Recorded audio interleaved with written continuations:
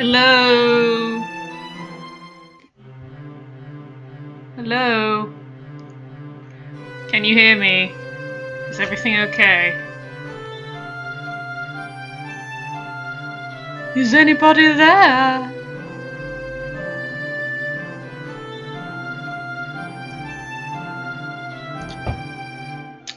Okay. So, I'm gonna, try and play this in a way that I could potentially turn it into a YouTube video later, so I'm just gonna sort of try not to make it sound like I'm basically chatting to you, because that seems like a thing that I could accidentally fall into. So yes, welcome to Sherlock Holmes Consulting Detective, Case of the Mummy's Curse. Apparently, this was originally released on Sega CD. The name itself actually kind of gives me sort of a flashback to the days of when I didn't realise that all Sherlock Holmes games are utter shite, and I did in fact download one for the Nintendo DS many years ago, by the same name, Case of the Mummy's Curse, I think it was the same name, and I remember it being so terrible and so frustrating that it ended up becoming a long-running in-joke with me and my friends at the time, and the biggest thing that I remember from it was that that there's a section, Sherlock Holmes, at least during the tiny bit that I played before giving up, seemed to be very obsessed with the phrase, "I need a key for this door." So we shall see if this is the same game, or if it is a different game. Holmes's introduction is apparently what we're going to do first. London is not a beautiful city. Under the soot that covers its buildings is a teeming mass of 4 million souls trying to survive, mostly off of each other. You see it in the paper every day. Thankfully, we have the London Times to keep us informed of all these troubling activities with an unbiased eye and razor-sharp accuracy. We find this publication to be of invaluable assistance in our investigations, and I'm sure you will as well. Among the forces of evil which run rampant in this city, there are also, thankfully, 2 groups of individuals who will aid us in our cause.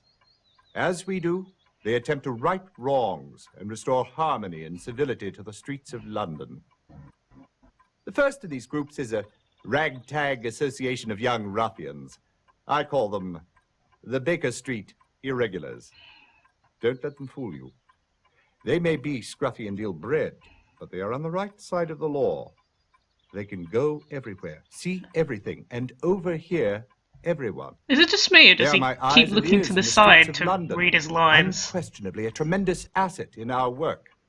They will help us in our investigations if they can. The other group is a far more civilized collection of gentlemen. Sherlock Holmes, why is your smile so creepy? I call them the Baker Street Regulars. They, too, will be extremely useful in our work. He's staring into my soul. Do keep in mind that it is a capital mistake to theorize before one has data. Unwittingly, one begins to twist facts to suit theories instead of theories to suit facts. The people and places to whom I will now introduce you will help us to collect the facts. May we use them wisely. Come, the game's afoot. I don't want to come with you. Why are you so creepy? About the regulars. Oh my god. Can you imagine how much stuff I have to do before I actually can play the game? Oh. Oh my god. Well, Ellis. Mr. Henry Ellis is the foreign news editor for the London Times. He is a great reservoir of information of what's happening on the continent. He also has an interest in crime news. Ellis is always happy to help when he can, but you must be careful of what you tell him, or you might find what you've confided to him in the next day's Times. Right. Sir Jasper is the chief medical examiner for St. Bartholomew's Hospital. He is London's greatest forensic pathologist. You can depend on him for all the technical details that can be obtained from any corpse whose cause of death is in question. Technical details. Oh my god, Lestrade, what happened to you? Ah, Scotland Yard. If the Yard knew how to examine evidence with any skill, there would be no need for our services. Inspector Lestrade is the pick of a bad lot. But it is true they may be a source of valuable information. After all, the professional police have methods for gathering facts that are not open to us. Oh my god, I do not want to listen to any more of these. I think you'll find these tools to be positively invaluable as you endeavor to help Holmes solve these cases. Oh, was that Watson speaking there? He just sort of came out of nowhere and decided to randomly narrate. Okay, sure. Newspaper should be your first stop when starting a case. Simply choose one of the papers and look for relevant names and locations in the articles. You can scroll each column up and down. The directory contains names and places to help you in your sleuthing. When you hear or read about a curious name, select the appropriate tab to look it up. Then use the directory tools to investigate further. And yes, thank you, single person who's in the chat, the music is actually terrible. Once you select a name or location, select one of the three blah blah blah blah blah blah blah blah blah blah blah. Okay, whatever. I just want to play the game. Let's play the game. Begin a new game. Oh, settings. Okay. Ah, subtitles, cool.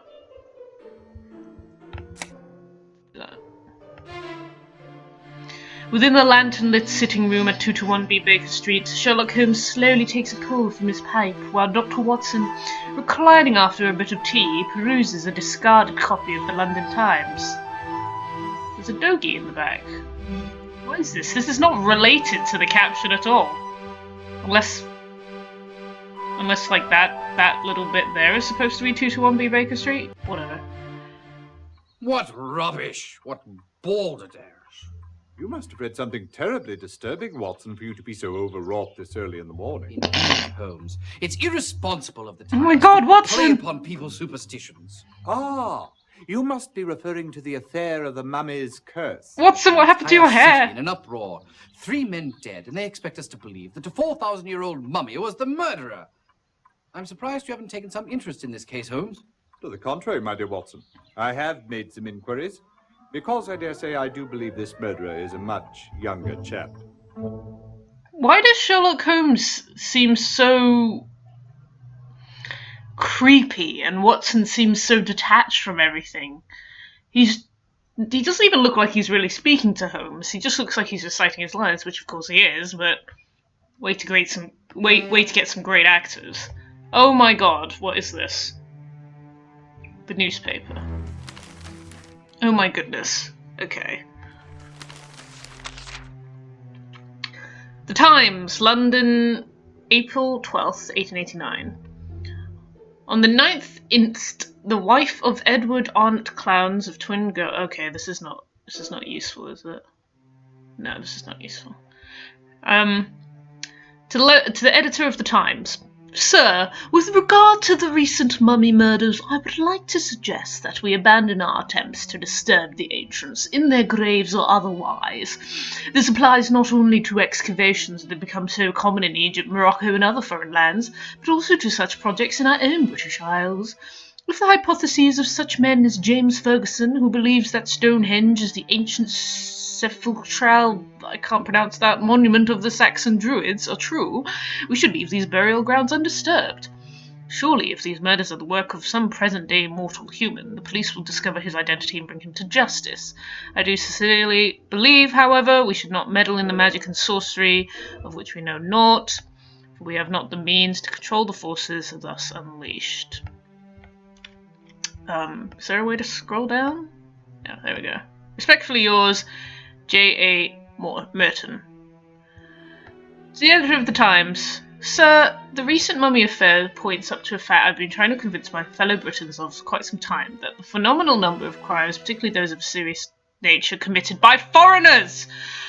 Foreigners! This is sort of strangely timely, considering Brexit, I suppose.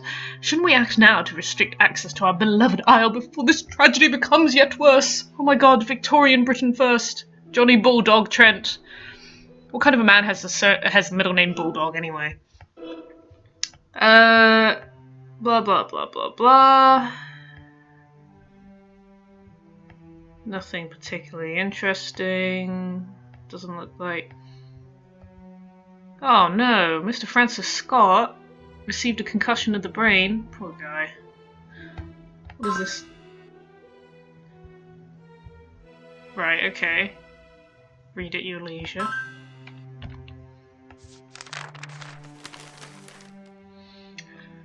So that was... Oh, I'm actually reading them in reverse. I'm sorry, I'll read the first one.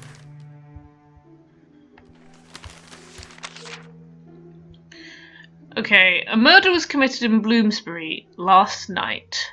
Shortly after 10 p.m, Constable Lane entered the home at 42 Tottenham Court Road of Mr. Oswald Mason, chief accountant of the Bank of England. He had been murdered by a blow to the head, discovered by his wife at around 10 p.m. Apparently entered by an upstairs window, struggle occurred, Mr. Mason met his death. As of this time, the crime has not been brought to any person. They are looking for it. He is survived by his wife, Rose, and a brother, Cecil. The Earl of Downey. I must register my outrage at the irresponsible handling by your paper of my recent discovery. Your reporter's insinuation that I lack the credentials to unearth such antiquities is utter affront. For your information, I am a world-renowned authority in my field, especially Egyptian studies. Blah blah blah. Earl of Downey. Okay, so I guess we already have someone who seems a little bit like they're involved in the case somehow. He's obviously quite outraged about something or other and seems to be an Egyptian expert. Let's see.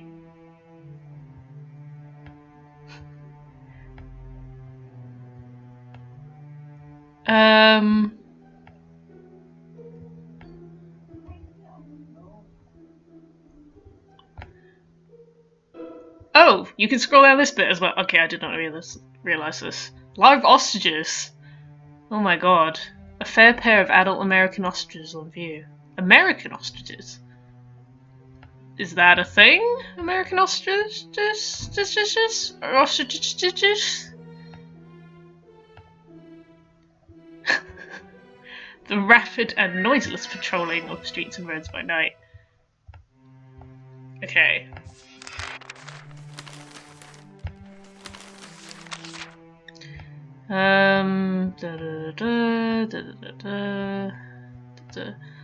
No! 2 lions murdered in Hyde Park.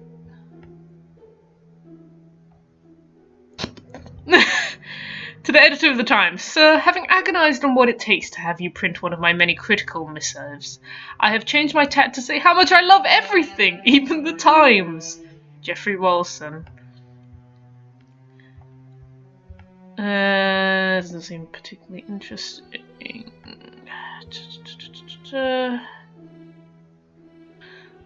Okay, so here we go. Recent excavations in Egypt. So this is in August, so quite a few months after the previous paper. At the London University College, oh my god, UCL, that's where I study. Hey! On Wednesday afternoon, before an appreciative audience, Dr. Ebenezer Turnbull delivered a lecture which dealt with the history of excavations and the method by which they may most profitably be conducted. Dr. Turnbull and the archaeologists, blah blah blah, embarking this week on a new Egyptian expedition, excavating Katebet tomb. Saturday's lecture was illustrated by photographs shown on a screen by the electric light. Showed the modus operandi, the conditions, the instruments, enabled those that there is an ample field of experiment and discovery open to the individual. Dr. Turnbull prefaced his lecture by an explanation of these real objects of the excavations. So, if I'm not mistaken, and chat can probably confirm or deny this for me, most of the actual Egyptian tomb excavations did take place in the 19th century, is that right? And, of course, some of them quite sort of haphazardly and not very particularly well done. But that there was quite a sort of a huge surge of interest, wasn't there, in the Egyptian mythos and the Egyptian tombs and things like that. In these days, whatever might have given the first stimulus to such efforts. Chat says correct. Good. The primary motive was certainly not to find and keep treasure, any more than it was the aim of the astronomer to possess a star. Blah blah blah blah blah blah blah blah blah blah blah. Okay. So who did that exactly? Dr. Ebenezer Turnbull. Not the Earl guy. Also archaeologists James Windyback and Andrew Weatherby. Windyback and Weatherby. Chat says that apparently Winston Churchill's mom had a scarab tattoo, which that actually sounds like a really cool tattoo, so more power to you, Mrs. Churchill.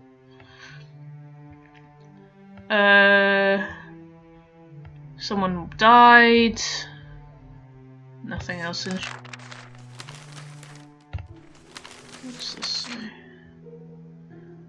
So we haven't actually found any news of actual murders. Ah, here we go. We've got some actual murders here.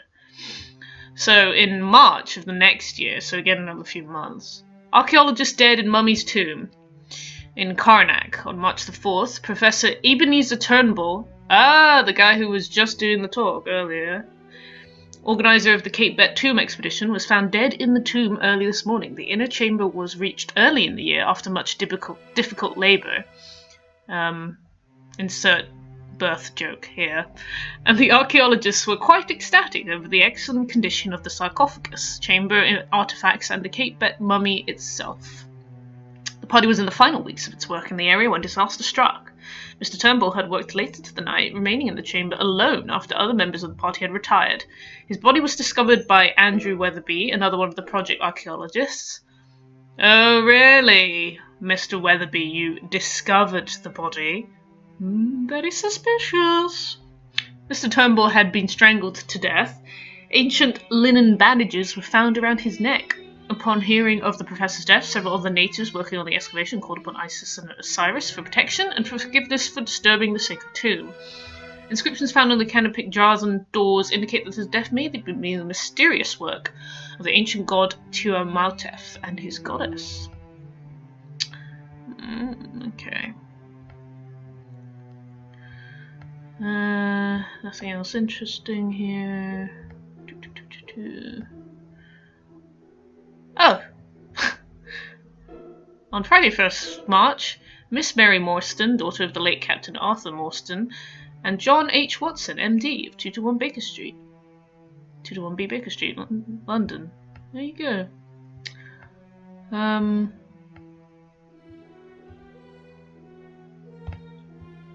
Blah, blah, blah, blah. Blah, blah, blah, blah. Oh.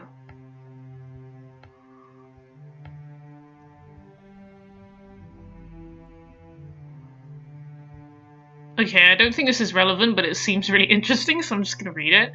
To the editor of the Times. I think this is a lady.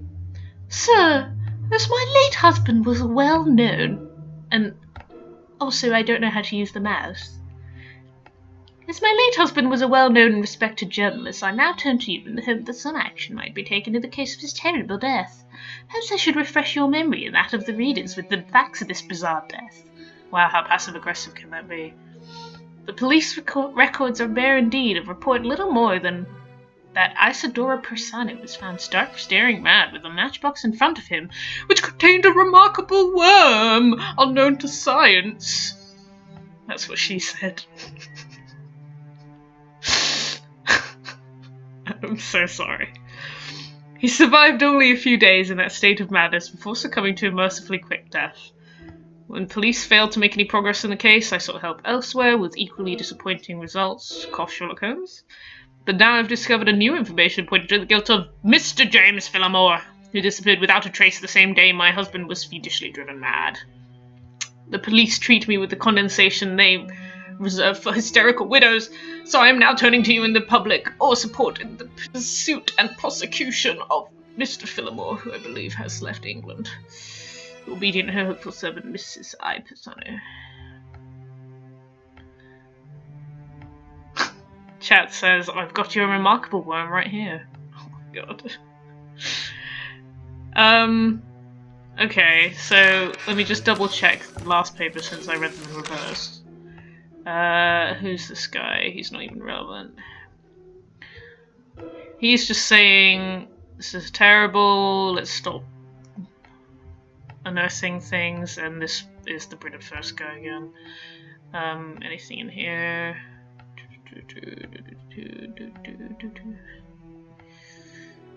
Oh! Oh, okay. Mummy strikes again. The body of James Windibank. Windibank was the other man who was the archaeologist, wasn't he? But not Weatherby, who discovered the body. So I'm starting to think it might be Weatherby. Was discovered late yesterday in the room he was preparing for the British Museum's exhibit of newly discovered artifacts from the tomb of Kate Bett's mummy. The archaeologist was found strangled. Around his neck were linen bandages of the type used by the ancient Egyptians in wrapping mummies. Windibank is the third murder to be associated with the mummy Kate Bett in the past 6 weeks. The archaeologist had accompanied the London University-sponsored expedition to Egypt. The project had been cursed with ill luck since the first discovery of the tomb several months ago. Its organizer, Dr. Ebenezer Turnbull, was murdered in the actual tomb itself in early March. Another archaeologist, Andrew Weatherby, not to be confused with Windibank, since... well, basically, Weatherby's the only one who's still alive. Met a similar fate on board the ship, returning to England. Oh wait, he's dead as well, apparently. Never mind, they're all dead. Whatever. Yeah, apparently he died returning to England just last week. Or did he die? No, he probably died. The Jardine ship Eastern Empress was the scene of that mysterious death. The shipboard investigation was handled by Captain Herman Ramsay and his first officer, Luther Tenney. Scotland Yard has declined to name any suspects at this time. To the editor of the Times. Oh my god, Watson wrote in. What the fuck? Sir, as a man of science and medicine, I must protest these innuendos of murderous mummies. That's what she said. The ancient Egyptians had progressed, but they had certainly not found the secret of everlasting life in the material world. Even had they, we cannot bring home the murder of 2 men to a 4,000-year-old mummy. I can only repeat that this is utter nonsense and balderdash, without the slightest scientific basis, and a disgrace to the pages of your venerable newspaper. I am, sir, your obedient servant, John H. Watson, M.D. Okay. Well, apparently they've also discovered the coffin of Alexander the Great, so that's random. Wow, so far, this game has just been reading, which seems incredibly boring. Oh my god. What is this? Send the detective, send an irregular, search Holmes's files. What? So can I look up Weatherby then? Weatherby. Oh yeah, I can. Nothing on file. Great. What about Windibank? Professor of Egyptology and Science has had some difficulty with the Anti-Vivisectionist League? Am I correct in assuming that vivisectioning is where you cut a body down the middle? Chat can probably confirm or deny that. Who was the other guy? Ebenezer Turnbull or something. Is it Turnbull? Yes. Third son of the Earl of Downey. Oh! So the Earl of Downey was the man who was all about Egyptology or whatever, and then he presumably sent his son to go investigate, who then died. At the age of 6, Ebenezer discovered a Roman ruin on the family's country estate. He has led a number of archaeological excursions. Yada yada. Okay.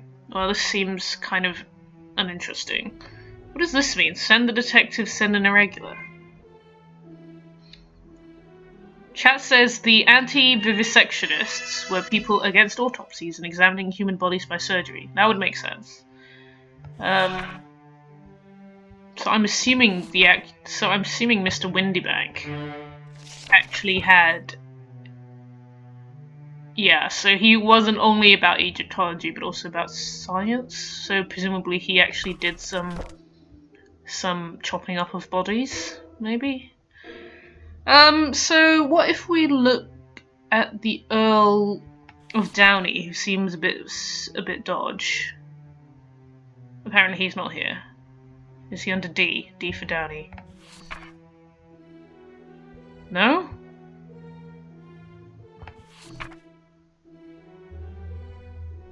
Well, great. What about Weatherby then? Can I send someone to talk to his wife? Send the detective. Weatherby? Watson asks as Holmes reaches for his deerstalker hat. The great detective reminds the good doctor of the articles in the paper and the unfortunate demise of Andrew Weatherby. I'm very sorry to intrude on you in your moment of grief. Oh, that's quite all right. You know, Andrew and I hadn't been married very long. Long enough to know if he had any enemies? Oh, Andrew was so unassuming. Everyone liked him. Including Mr. Urubaru? I really loved my husband. I'm sure you did. Oh, English toffee. My favorite. Would you like one? Please.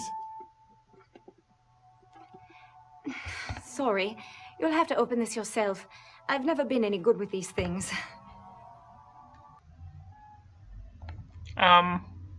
Well that... Okay. What the fuck? Okay, well that was completely unhelpful, except that we learned that they were supposedly only married briefly. And what the heck was the thing with the toffees at the end? I honestly thought they were gonna then just launch us into a puzzle where we had to unlock the toffee box. But apparently not. This seems very strange, and I'm not entirely sure what I think about this game. Okay, whatever. Let's go to Windybank instead and send detectives. Armed with information he has discovered both in the Times and conversations with reliable sources, Holmes sets out alone in hopes of revelatory conversation with Windybank's widow. James was so thrilled when Dr. Turnbull invited him to join the expedition. He felt he had spent his entire life reading books about archaeology, and now was finally getting an opportunity to go out into the field. Tell me, Mrs. Windybank, when your husband returned, did he discuss the deaths of his colleagues? Of course. James was extremely upset. I know he did not believe a curse to be responsible. She doesn't seem very upset. My husband was a man of science. But I can't tell if that's because it's bad acting or because she had something to do with James Windybank's murder. Let's look at Turnbull. Ironically, the doctor isn't feeling well, so Holmes decides to pay a visit to the home of the late Ebenezer Turnbull by himself. I feel like I'm getting a slight sense that the actor who played Watson was only hired part-time. The actor who played Holmes was on call all-time. Dr. Turnbull, he was a strange one, he was. Hardly ever at home, always traipsing about a Lord knows where. May I take a look at his things? Oh, suit yourself. All he had is a big pile of books about Egyptian mummies and a few maps. He was a son of an earl, he was. Though you hardly tell from looking at him, poor fellow. Do you really think this mummy thing's what's done him in? Creepy, I says. Oh my god. I don't know what that accent is. Yeah, I don't know.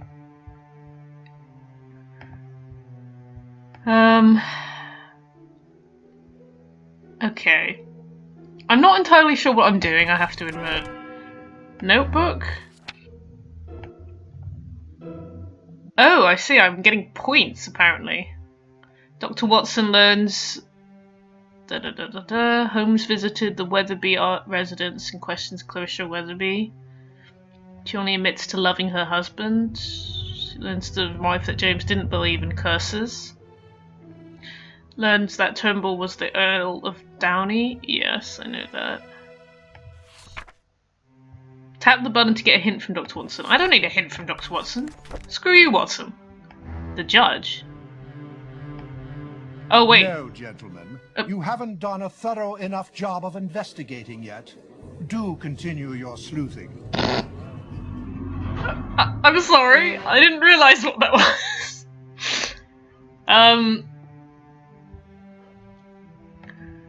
30 points so far. I don't know how many points I have to get. Clarissa Weatherby does seem guilty as well. Maybe I can bother her a bit more. Maybe I'll send someone. Is Weatherbees? Shelley Weatherbees? Is she related to the Weatherby family? Or just completely... I don't know. I'll send an irregular. Holmes decides to send two of the most responsible of the boys, Telly and Peeps. We talked to a lovely lady who offered us some treats but could barely open the tin. Oh! Sending an irregular to a relevant location will cost you 5 clue points, but sending them to a dead end will cost you 10. Oh, snap! I didn't realise.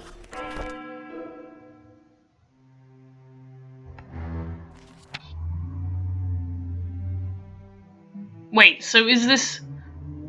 brought the case before the Queen's Court but rebuked for insufficient evidence? That's only because I didn't know what I was doing! Send irregulars to... yeah, so 10 points. Is that, like, bad? Is more points bad, or is less points bad?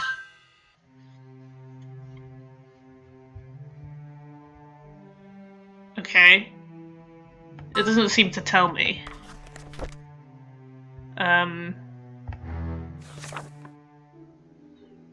Okay.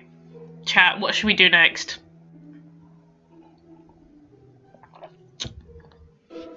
We could talk to Inspector Lestrade about it, I suppose. We can't seem to be able to talk to the Earl of what's-his-name?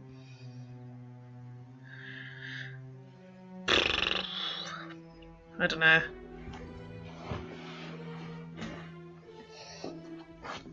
This is such a terrible game, isn't it?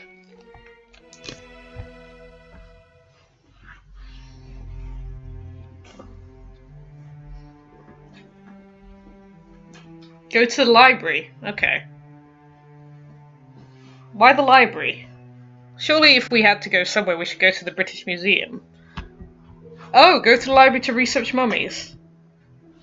Yeah, okay. Sure. Holmes's files. Let's have a look. For paying members only. Well, am I a paying member? I don't know.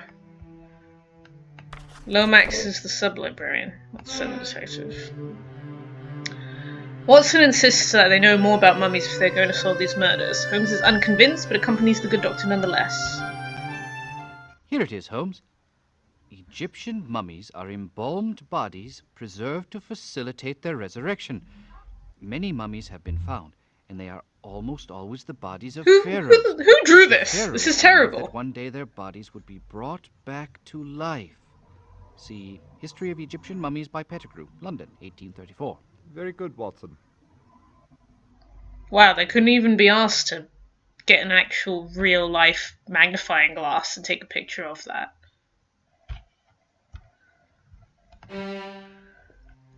Someone had to draw that in a really terrible way.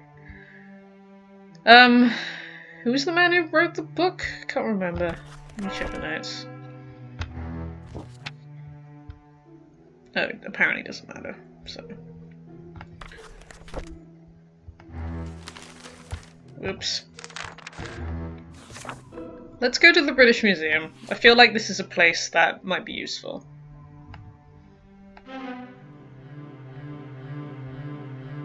Watson heartily agrees and follows the detective out the door. Windibank's body was found in the mummy's case. Inside it? Precisely.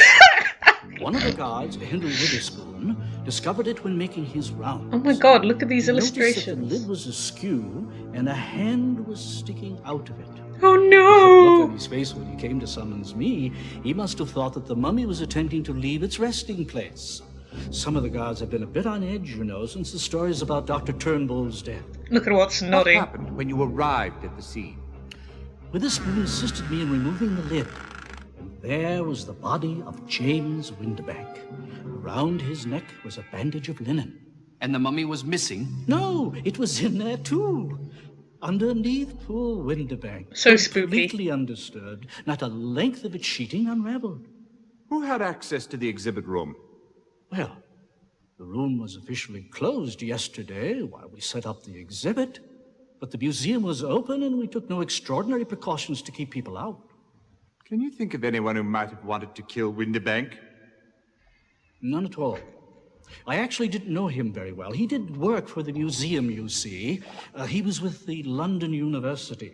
The university and the museum were joint sponsors of the Ketterbeck expedition. Mr. Johnson, can you think of anything whatsoever that might shed some light on this affair? No. I'm very sorry. I think Mr. Johnson can't is a think of better thing. actor than both Holmes and I only Watson hope that all combined. this publicity doesn't keep people away from the exhibit. Which is not saying much, admittedly. Oh my god. They mentioned that some man was the guard. What was his name?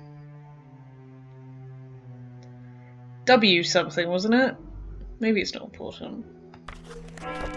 What does the notebook says? Well, apparently it's not important. So let's look at the London. Oh my god. I can tell this game was made before people decided that video games actually required something more than reading. Because this seems like one of those choose your own adventure books, only much more limited because I'm not actually choosing my own adventure. I'm just watching some incredibly terrible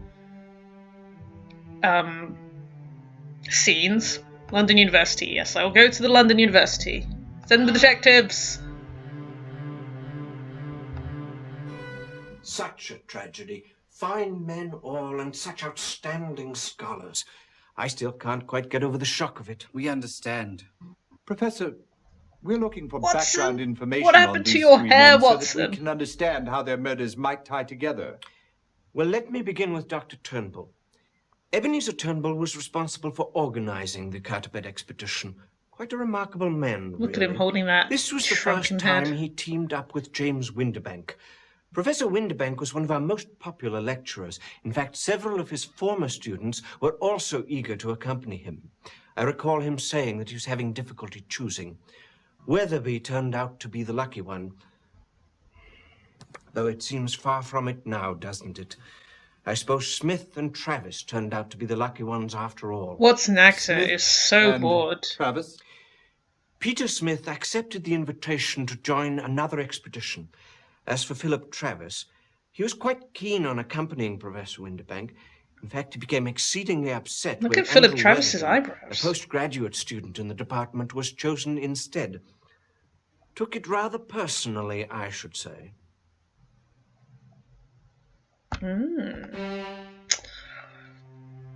Mr. Travis.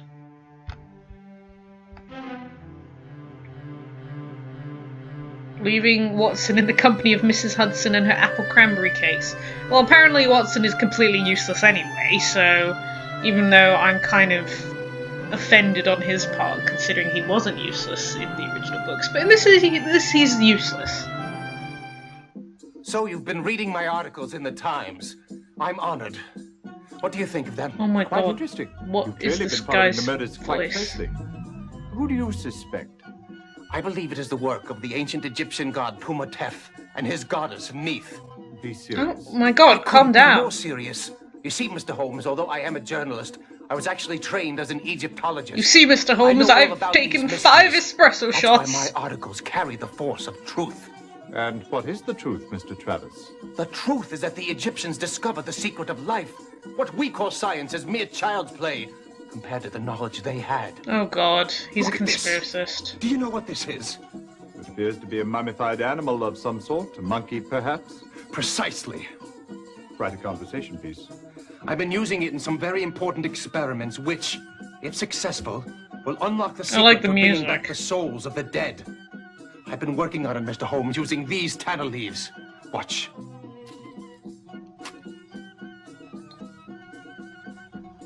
Uma Lotus. Licantina. Oh my god, how racist is this? Hoorah!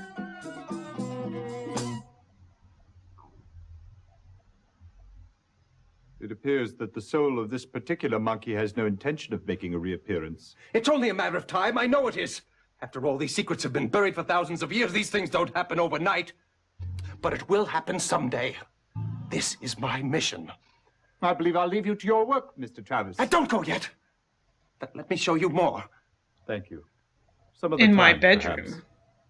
Bow, bow, bow, bow. I too like to dress up as a mummified monkey. Oh, Mr. Holmes. Oh. Okay, I'll stop. I'm sorry. Well, now what? Let me look at the notes. The journalist believes that Egyptian gods killed the...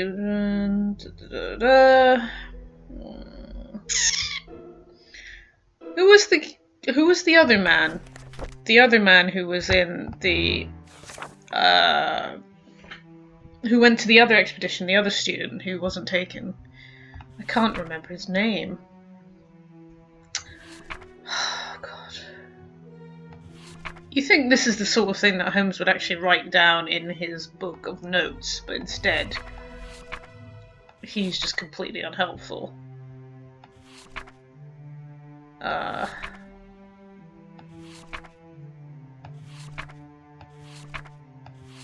don't particularly want to watch it again.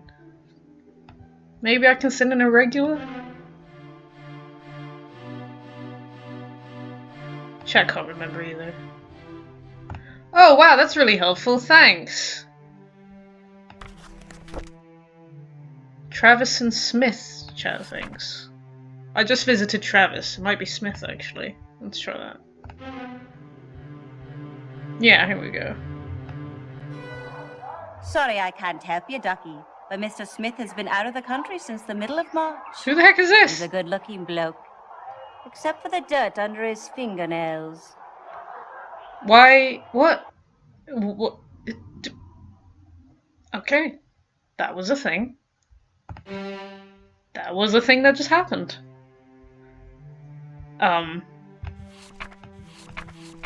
Who was that woman? Why was she there?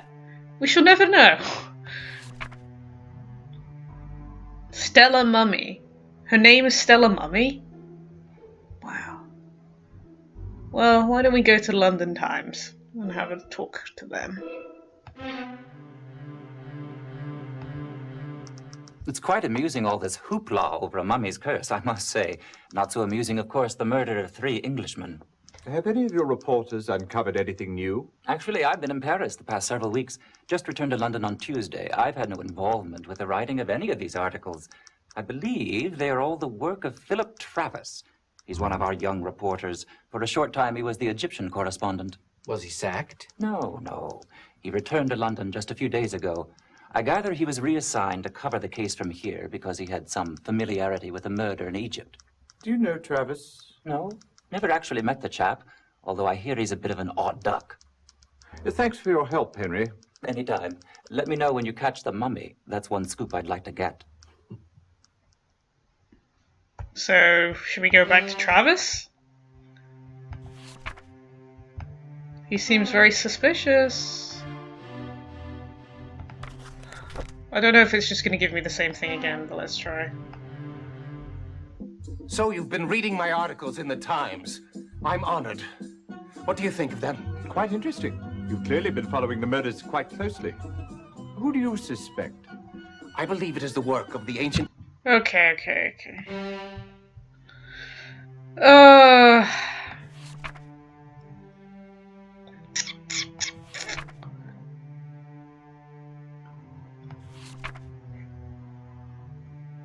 God, I don't know. Wait, her name is Nancy Yancey? And his name is Jack Zack? What poor parents named these children these things? Philip Travis has been writing articles for the Times. Chat says talk to the Uruburu guy. Oh, okay. Who the lady's wife mentioned. Wait, the lady's wife? The good doctor received a telegram summoning him to the home of one of his patients. Holmes hails a carriage and proceeds to Dr. Uruburu's home. If this is an inconvenient time, perhaps I could come back, Mr. Uruburu. I wouldn't hear of it. Just a bit of a hangover. I've weathered plenty worse than this. I'm investigating the death of Andrew Weatherby. You were on the ship with him out of Cairo. Did you happen to make his acquaintance? Weatherby, a most tedious fellow. So tedious, one might want to do him in. Don't be preposterous. In my condition, I couldn't have done anything. Why are you of the wearing sort. so many clothes when you have a hangover? What condition was that? And you're at I home. thought you were a great detective. The first night out, a few of us threw a bit of a bash that went on until we docked in Threw a bit of a London. bash. Did Mrs. Weatherby attend this particular bash? She was the guest of honor, you might say. Oh!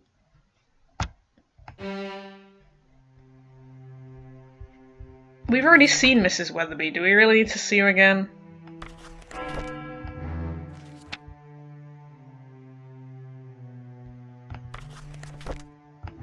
I'll try seeing her again. It might just give me the same thing again. I'm very sorry to intrude on you in your moment of grief. Oh, that's quite all right. You know, Andrew and I hadn't been... Oh, not that again. Doesn't seem to tell me much. Let me send in a regular. No, it's just the same thing again. This game doesn't seem to have much of a progression to it, does it?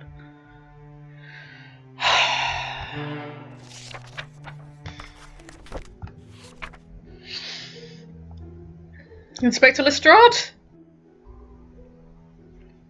I'm starting to suspect it might be Mr. Travis, that Travis man.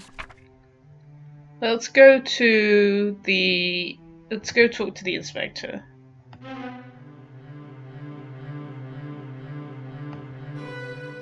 Well, well, if it isn't Mr. Sherlock Holmes, London's most overly praised amateur sleuth, needing the help of the Yard again. Are you going to stand for that, Holmes? Let's just see who proceeds to solve this case, Watson. Inspector Lestrade, my good man, I'm looking into the cause of James Windibank's death. I should have known. That murder has brought out every crank in the city. I think the professional police can wrap this one up. All the same, Why does Inspector tell us Lestrade what seem you've like discovered to date? some sort of One New dead York archaeologist, newspaper no suspect, editor? no motive. And what of Andrew Weatherby's death? Have you looked into that? I have talked to Captain Ramsey, but we have no leads. Look, I'm not even sure that Weatherby's murder falls into our jurisdiction. And if it doesn't, you're not going to find me worrying about it. As it is, I have enough murders to take care of. Oh my god, well that was helpful.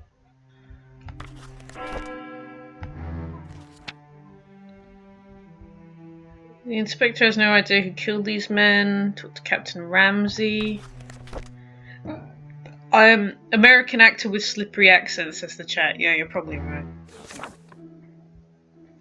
Can we talk to Captain Ramsey then? He was on the he was the boatman, wasn't he? Let's talk to him. We had just come through a rather grueling storm, so I sent my first officer, Luther Tenney, down into the hold to check on the condition of the cargo. He reported back post-haste that Mr. Weatherby was lying dead among the Egyptian artifacts we were transporting. I turned over the helm to Tenney and went below to have a look for myself. And did what you see confirm Teddy's report? Unfortunately, yes. Weatherby was lying next to that coffin, or whatever it's called, apparently strangled. I went back to the bridge and put Tenney in charge of the investigation. And what did he uncover? Well, you'll have to ask him for the specifics, because I can scarcely recall the details. Sniff. Chat says, he has enough murders to take care of? Clearly he's the killer.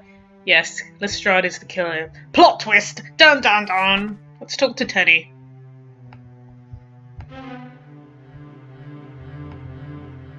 Let me tell you, a murder, even by a 4,000-year-old mummy, was only one odd thing in a string of bad luck on this voyage. A string of bad luck on this voyage. It all started with the crew, really.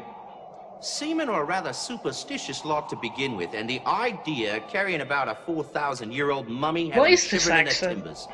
We almost faced a bloody mutiny. Then there were the passengers, a strange lot. I can tell you that reporter fellow, Travis, did us no service at all with his mystic mumbo-jumbo. He and Professor Winterbank had a regular war of words going on about whatever powers this mummy was supposed to have. And there was the two Arabs. Arabs? Interesting. Do you recall their names? Arabs! Oh, I do. One was called Farmy. How interesting. He was carried around this curious little box. No clue what was in it, but Farmy never let it out of his sight. The other one's name was Al Sard, and he spent most of his time lurking about watching Farmy. My guess is he wanted that box. Sounds like you had your hands full. I haven't even told you about the fight yet between Mr. Weatherby and Mr. Urubaru. Over what? Weatherby's wife, I'd say, though they were a tight-lipped lot about it. I see. Tell me, Lieutenant, we understand that you were the first person to discover the body. Yes, sir, I was. Captain Ramsey sent me down to inspect the hold. I went immediately over to them Egyptian crates. Professor Winterbank was particularly anxious about him, you know. Could you describe the scene as you remember it? I'll never forget it. I just made my way to the back of the hold, and I noticed at the top of them crates, the one what carried the mummy's coffin. The one what carried the mummy's coffin? Up, kind of funny like. Funny like. The coffin lid was laid off to one side, and there was Mr. Weatherby, all sprawled on the floor next to a bowl of ashes. He'd been strangled. A bowl of ashes? Of the mummy's sheet. What, kind of like the one that Travis tried to use to just raise a Poor bloke's eyes monkey? Popped out like a couple of sausages on a hot iron skillet. Quite a vivid picture, don't you agree, Holmes? Right. And you reported this to Captain Ramsey straight away? Absolutely. In fact, the captain put me in charge of the entire investigation. And what did you discover? Did anybody have any contact with Weatherby on the night of the murder? Not that I know of. I could account for all the crew. The passengers were in their cabins as far as anyone knew or would say. Nobody saw anything, heard anything, or knew anything. Besides, Weatherby was seasick from the beginning. He stayed pretty much in his cabin all the time. Maybe that's why the lovely young Mrs. Weatherby was gallivanting about. With Urubaru? Yes, indeed. And what of the bowl? Where is it now? The bowl? With the ashes. Oh, yes. You know, now that you mention it, I don't recall ever seeing it again.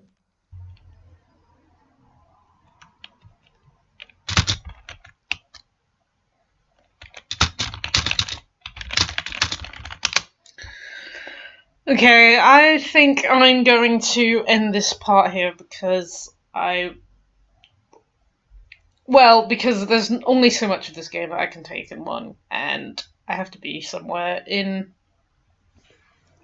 about an hour or something like that.